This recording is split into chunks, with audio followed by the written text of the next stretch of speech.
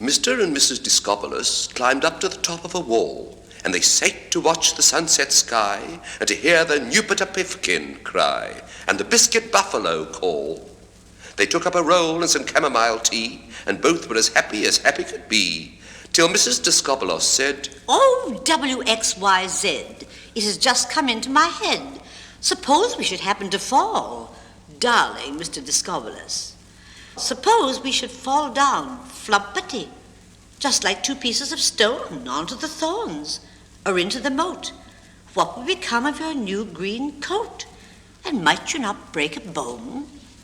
It never occurred to me before that perhaps we shall never go down any more." And Mrs. Discobbolos said, "Oh, WXYZ, what put it into your head to climb up this wall, my own darling Mr. Discobbolos?" Mr. Discobbolos answered, "At first it gave me pain, and I felt my ears turn perfectly pink, when your exclamation made me think we might never get down again. But now I believe it is wiser far to remain forever just where we are." And Mr. Discobbolos said, "Oh, WXYZ, it's just come into my head.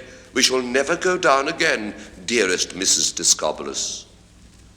So Mr. and Mrs. Discobbolos stood up and began to sing. "Far away from hurry and strife, here we will pass the rest of our life.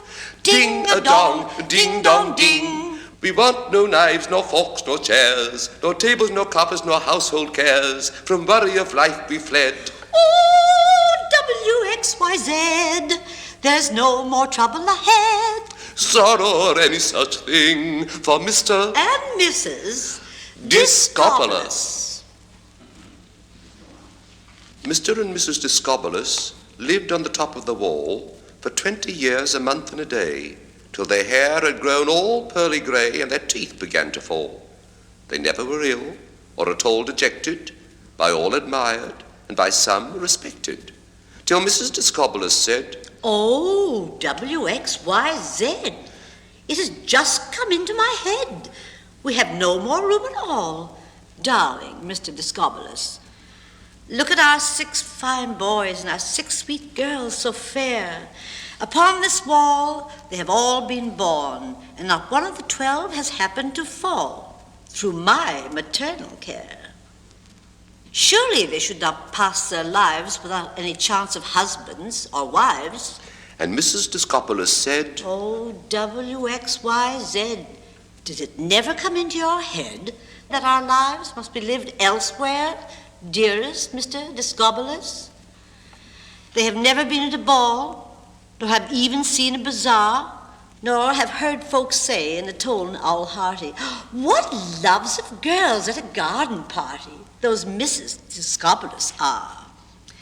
Morning and night it drives me wild to think of the fate of each darling child. But Mr. Discobbolos said, 'Oh, WXYZ, what has come to your fiddledom head? What a runcible goose you are, octopod Mrs. Discobbolos.' Suddenly Mr. Discobbolos slid from the top of the wall, and beneath it he dug a dreadful trench, and filled it with dynamite, gunpowder gench. And aloud he began to call, 'Let the wild bee sing, and the bluebird hum, for the end of your lives has certainly come.' And Mrs. Discobbolos said, "Oh, WXYZ, we shall presently all be dead on this ancient runcible wall, terrible Mr. Discobbolos." Pensively, Mr. Discobbolos sat with his back to the wall. He lighted a match and fired the train, and the mortified mountain echoed again to the sound of an awful fall.